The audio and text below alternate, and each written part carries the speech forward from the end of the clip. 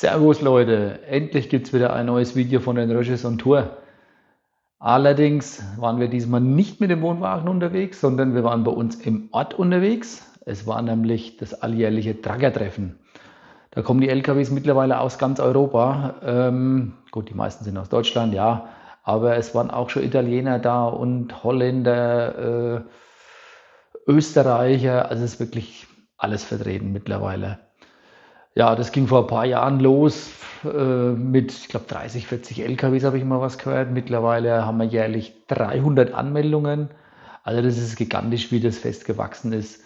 Also sind echt richtig schöne LKWs dabei, richtig schöne Showtrucks, aber auch die normalen LKWs, die sind dermaßen rausgeputzt, dass man einfach Freude hat dran, die LKWs anzuschauen.